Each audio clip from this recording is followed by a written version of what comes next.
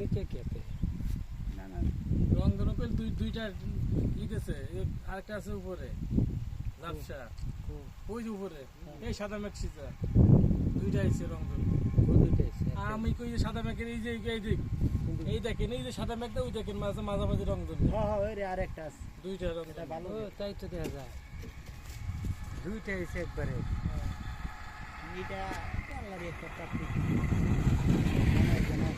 এই যে এইখানে এই যে খম্বাটি আছে না হ্যাঁ হ্যাঁ হ্যাঁ নাই ভাই হ্যাঁ হ্যাঁ খম্বার গোড়ার থেকে